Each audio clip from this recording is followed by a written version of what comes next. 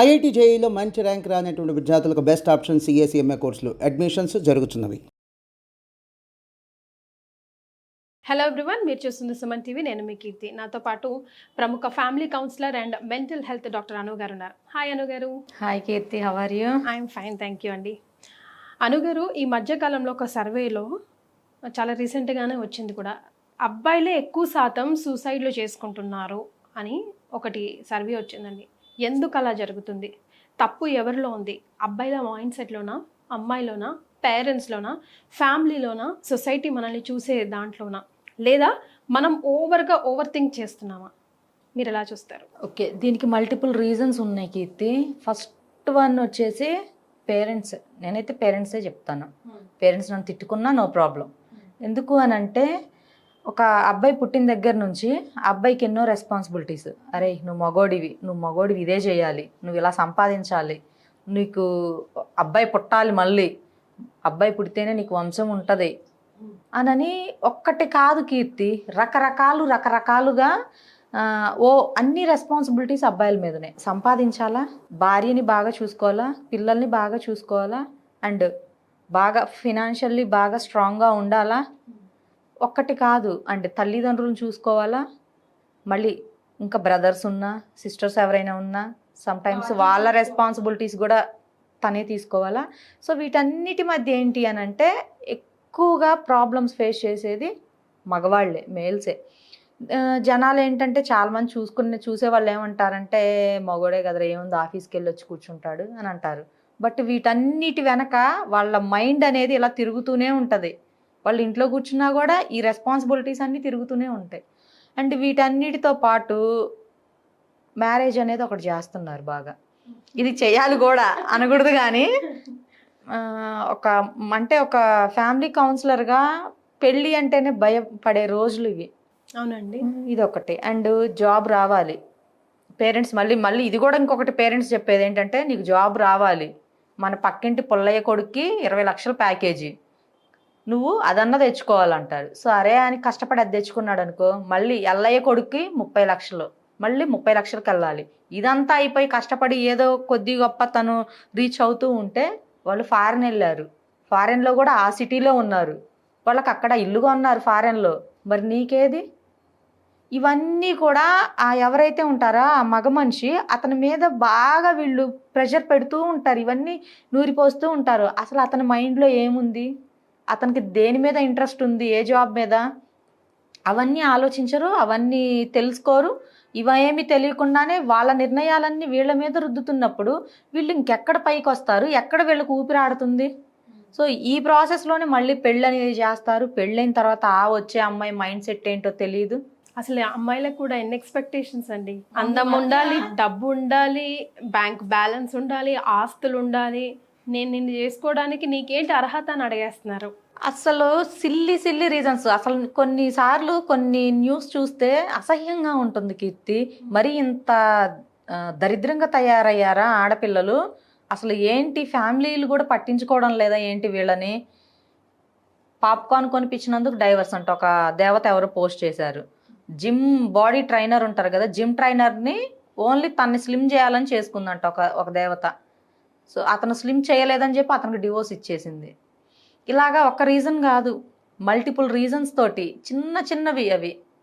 So వాటితో కూడా ఇటువంటి ఈ కల్చర్లో ఇటువంటి అమ్మాయిలు ఉన్న ఈ సమాజంలో మగవాళ్ళు భయపడుతున్నారు ఫస్ట్ పెళ్లి చేసుకోవాలంటే. అది కూడా భయంతో చేసుకుంటున్నారు చాలామంది.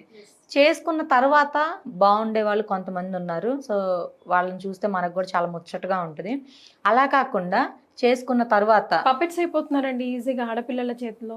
అయిపోవడం ఒకటి, అండ్ ఆ టెన్షన్స్ తోటి వాళ్ళు వెళ్ళిపోవాలనుకుంటే మ్యూచువల్గా మాట్లాడుకొని డివోర్సెస్ తీసుకొని వెళ్ళిపోవడం. అలా లేదు, మళ్ళీ డిఫరెంట్ టైప్ ఆఫ్ కేసెస్ వేయడం.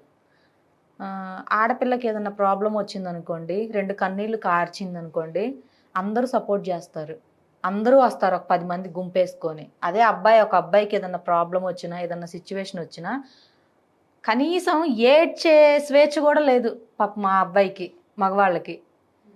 దానివల్ల ఏంటంటే ఈ సొసైటీ చెప్పుకోలేడు, ఏదన్నా ఒకవేళ నోరు తెరిచేదని చెప్పుకున్నాడే అనుకో, అతన్ని తప్పుగా మాట్లాడడం, ఫ్యామిలీ కొన్ని సందర్భాల్లో కొంతమంది మగవాళ్ళు కౌన్సిలింగ్కి వచ్చినప్పుడు చూస్తే భార్య కేసులు పెట్టిందని చెప్పి వాళ్ళపైన కూడా పెడతారేమో అన్న భయంతో వెంటనే కనిపించకుండా మా కొడుకు కాదని చెప్పిన తల్లిదండ్రులను కూడా చూశాను కౌన్సిలింగ్లో. అవునా అండి? ఇలాంటి కేసెస్ కూడా చూసాము. ఎందుకు అంటే మేము నీలాగా కోర్టు చుట్టూ తిరగలేము, స్టేషన్లో చుట్టూ తిరగలేము, మా వల్ల కాదు, నీ బాధ ఏదో నువ్వే బడువు, నువ్వు మాకు పుట్టలేదని చెప్తాము అని చెప్పి సిమ్ కార్డ్ మార్చేసి అడ్రస్ మార్చేసి ఏదో ఒక ప్లేస్లో వెళ్ళి ఉన్న వాళ్ళని కూడా చూసాము కౌన్సిలింగ్స్లో. అంత క్రూయల్ సొసైటీలో కన్నింగ్ ఆడపిల్లల మధ్యలో కొంతమంది మగవాళ్ళు నలిగిపోతున్నారు. సో ఈ టెన్షన్స్ వల్ల వీటి వల్ల ఈ సూసైడ్ చేసుకోవడం జరుగుతుంది. ఇంకొక ట్విస్ట్ ఏంటో తెలుసా? ఫారెన్ జాబ్ కావాలి అని అంటారు, ఫారెన్ వెళ్ళాలి అంటారు. ఫారెన్ వెళ్ళిన తర్వాత అక్కడ మళ్ళీ ఏదన్నా వైఫ్ అండ్ హస్బెండ్కి మధ్య క్లాషెస్ వచ్చాయనుకోండి, ఆ అమ్మాయి ఇండియాకి వచ్చి అక్కడ వేయదు, మళ్ళీ అతని మీద కేస్తాను, ఇండియాకి వచ్చేసి కంప్లైంట్లు పెడుతుంది. అతను ఫారెన్ నుంచి ఇండియాకి ఫ్లైట్లో తిరగడానికి అతని శాలరీ సరిపోదు. మరి తీరా అక్కడ జాబ్ రిజైన్ చేసి మళ్ళీ ఇండియాకి వచ్చాడే అనుకోండి, పాపం ఇక్కడ కరెక్ట్ ప్యాకేజెస్ ఉండవు, మళ్ళీ ఇక్కడ స్ట్రెస్ఫుల్ లైఫే. వీటన్నిటి మధ్య ఏంటంటే ఆల్మోస్ట్ మనం మగవారిలో 90% ఫ్యామిలీ అండ్ ఓవర్ రెస్పాన్సిబిలిటీస్ తీసుకోవడం వల్లనే heart issues, suicidal thoughts, suicide attempts చేసుకోవడం జరుగుతుంది. ఒకటి అదే లైఫ్ పార్ట్నర్ కరెక్ట్గా ఉండి సపోర్టివ్గా ఉండి ఆ అమ్మాయి కూడా కొంచెం అర్థం చేసుకుంటూ అణిగి ఇద్దరు ఎలా అంటే లైక్ ఫ్రెండ్స్ లాగా ఉంటే కనుక ఈ ప్రాబ్లమ్స్ ఉండవు. అసలు పెళ్ళైన తర్వాత భార్యకి టైం అనేది ఇవ్వాలి. ఫస్ట్ థింగ్ నేను చెప్పేది. ఎందుకు అంటే మీ అబ్బాయి గురించి వాళ్ళ బాబు గురించి వాళ్ళకి తెలుసు కాబట్టి కొంచెం వీళ్ళకంటూ కొంత టైం ఇస్తే వీళ్ళిద్దరి మధ్య మార్చుకోవాల్సినవి, వీళ్ళిద్దరూ అడ్జస్ట్ అవ్వడానికి టైం పడుతుంది కాబట్టి, అందులో కొత్తలో కాబట్టి కొంచెం టైం ఎక్కువగానే స్పెండ్ చేస్తారు. అలా అని చెప్పి పేరెంట్స్ని పూర్తిగా వదిలేయమని నేను చెప్పను. ఎందుకు అంటే కని పెంచి పెద్ద చేశారు కాబట్టి వాళ్ళ ప్లేస్ వాళ్ళకి ఇవ్వాలి మనం. అది మనం ఎప్పుడూ కూడా మర్చిపోలేని ప్లేస్ పేరెంట్స్ ప్లేస్ అనేది. అండ్ దట్టు నిన్ను నమ్మి వచ్చింది కాబట్టి ఒక అమ్మాయి, సో ఆ అమ్మాయికి ఇచ్చే టైం ఆ అమ్మాయికి ఇవ్వాలి. అండ్ ఇంకొకటి కొన్నిసార్లు అబద్ధాలు కూడా చెప్పాలి కీర్తి. ఎక్కడ దొరకకుండా ఉండాలి అంటే ఇద్దరిని సాటిస్ఫై చేయాలంటే, ఇద్దరిని మనం సాటిస్ఫై చేయాలి, ఇద్దరిని హ్యాపీగా ఉంచాలి అంటే మమ్మీ అన్నది భార్యకి చెప్పకూడదు, భార్య అన్నది మమ్మీ వాళ్ళకి చెప్పకూడదు. కొన్ని అబద్ధాలు ఆడాలి. కొన్ని చోట్ల పాపం ఇద్దరు చెప్పిన గొడుగు పడుతూ ఉండాలి. అలాగా చేస్తూ ఉంటేనే ఆ లైఫ్ అనేది పీస్ఫుల్గా వెళ్ళిపోతూ ఉంటుంది. అండ్ ఇంకొకటి, పెళ్ళైన తర్వాత కీర్తి ఎవరైనా కూడా అబ్బాయి తల్లిదండ్రులైనా కూడా ఫోన్ కాల్స్ తగ్గించడం కొంచెం మంచిది. నా అడ్వైస్. దీని గురించి డీటెయిల్డ్గా నా దగ్గరకు వచ్చిన క్లయింట్తో జరిగిన స్టోరీ మీకు చెప్తా, ఓకేనా?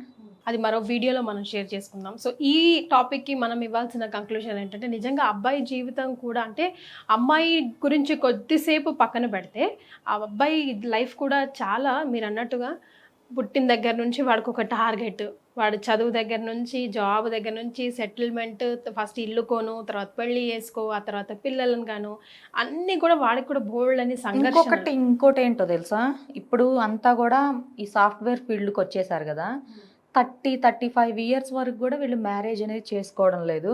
వీళ్ళకి పెట్టిన టార్గెట్స్ అని ఈ పేరెంట్స్ ఆలోచనలన్నీ వీళ్ళ మీద రుద్దడం, వీళ్ళు పొజిషన్స్ పెంచుకోవడం, జాబ్లో మంచి పొజిషన్కి రీచ్ అవ్వడం, ఈ ప్రయత్నంలో ఈ ఎడ్యుకేషన్ సిస్టంలోనే ఉన్నారు.